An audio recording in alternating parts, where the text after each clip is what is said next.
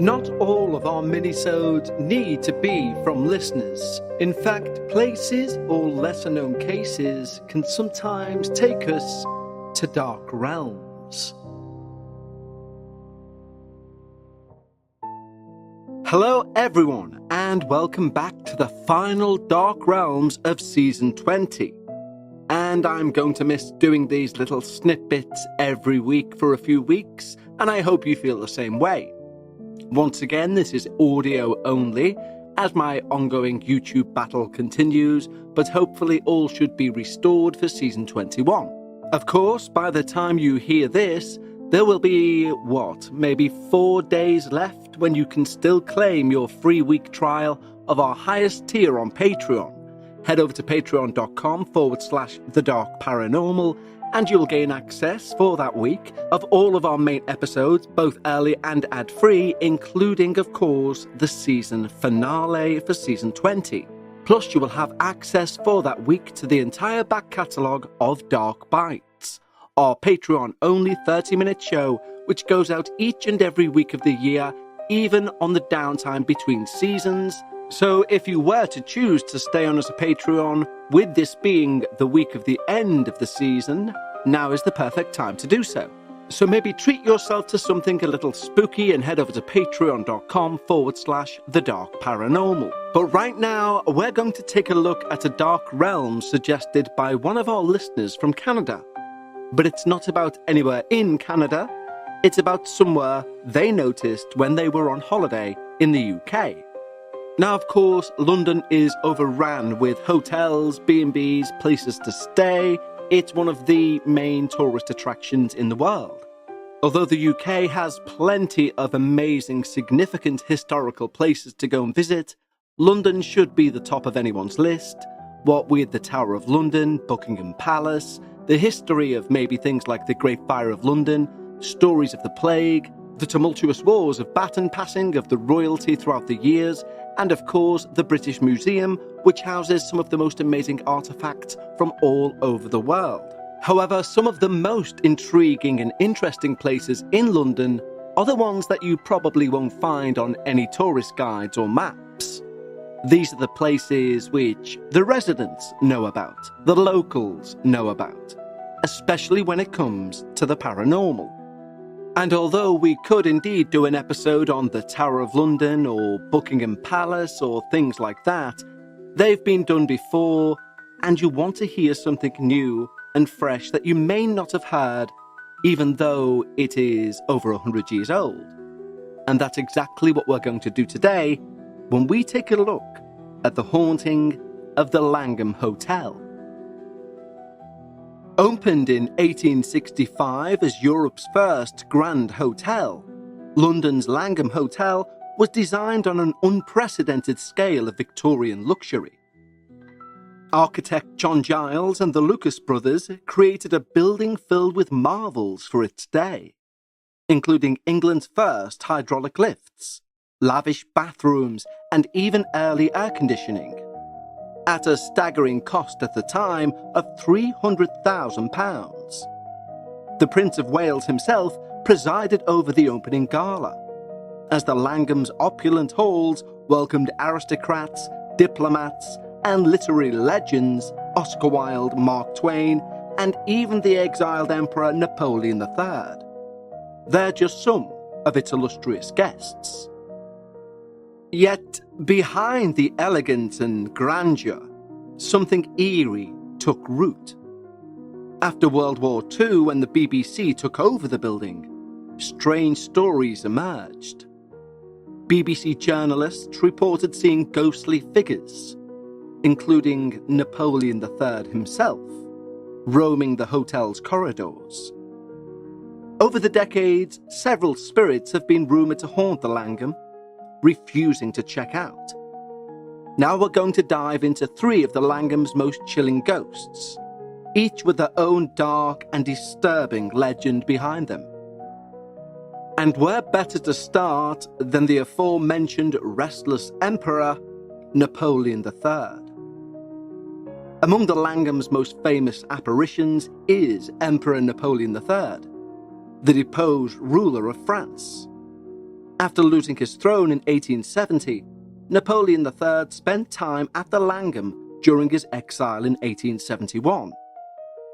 Although he died 2 years later, it's said his uneasy spirit never departed the hotel. Guests in room 312, his favoured suite, report waking to a spectral figure stood silently at the foot of their bed, a sorrowful man resembling the late emperor. Staff members have also encountered this forlorn apparition loitering silently in the basement during the pre-dawn hours. BBC journalists once claimed vividly they'd seen the ghost of Emperor Napoleon III silently gliding through hallways, and one travel writer chillingly described encountering the ghostly figure of Napoleon haunting the basement. His regal yet mournful presence creating a profound sense of melancholy. This haunting figure, dressed in 19th century attire, appears and vanishes without a sound. A tragic ghost condemned to eternal exile beneath the very ballroom where he once celebrated. Perhaps, well, not perhaps, definitely more disturbing is the spirit of a German prince, whose tragic end unfolded within the hotel's walls. Just before World War I, this nobleman leapt to his death from a fourth-floor window, driven by despair.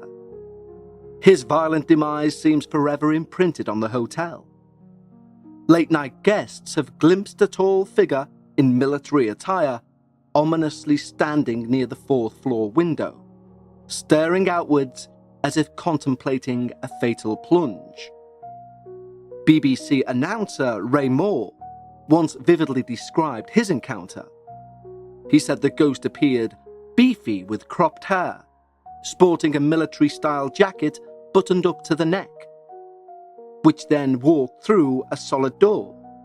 When the journalist opened said door, the figure had disappeared into thin air. This ghostly prince often wanders near room 333, the hotel's most notorious room. Guests have awakened to a shadowy figure pacing the corridors, vanishing when approached. Staff members whisper nervously of doors opening by themselves and hearing heavy, invisible footsteps echoing throughout those halls. Those who've met the prince's ghost describe being filled with overwhelming dread, feeling a tragic weight of his final moments. One witness recounts a terror of how the ghost stared straight through him with lifeless eyes before placing his head down, looking up, and starting to run straight through a wall, maybe reliving his desperate final act over and over again.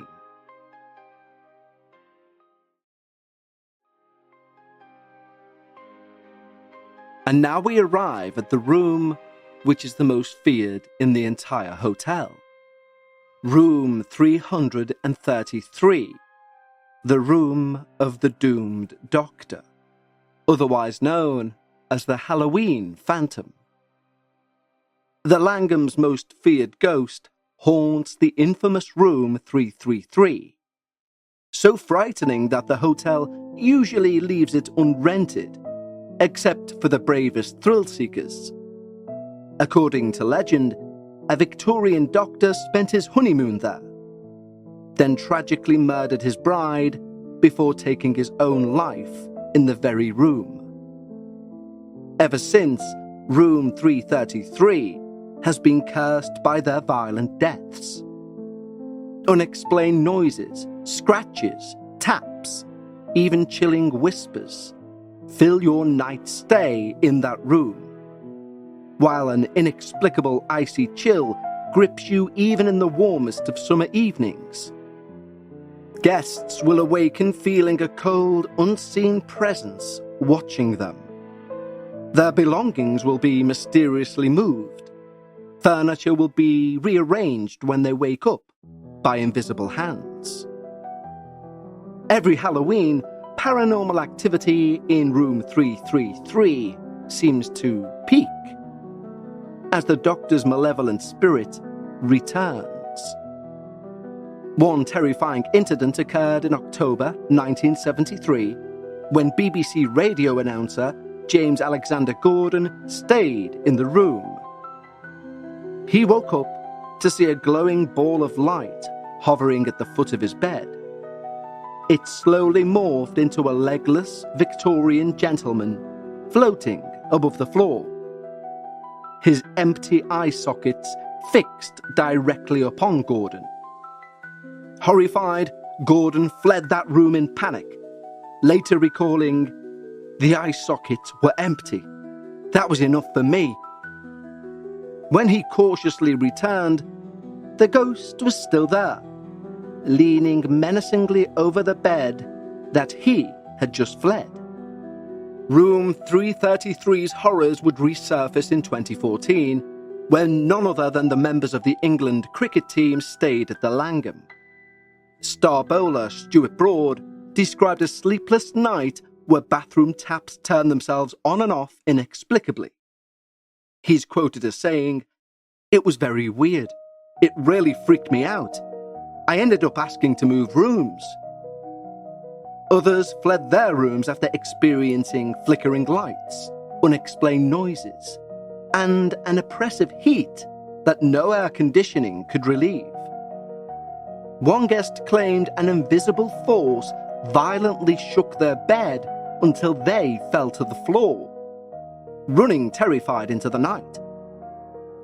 These experiences have rightly earned Room 333 a reputation as the most haunted hotel room in England.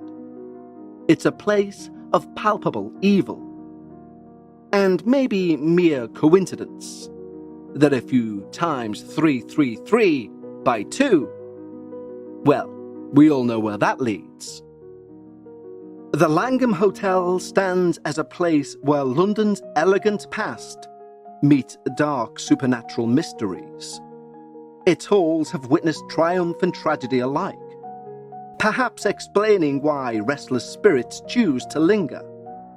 From an emperor doomed to wander eternally, to a grieving prince replaying his fatal plunge. And of course, a murderous Victoria doctor choosing to return each Halloween. The Langham is filled with chilling tales that defy explanation. Even skeptics will admit the atmosphere changes after midnight. The air seems to thicken, lights flicker, whispers drift through the empty hallways. As one guest aptly summed it up, all good places have ghosts. The Langham has many. But in the same way we may know what car Tom Cruise drives, but he doesn't know what car you drive.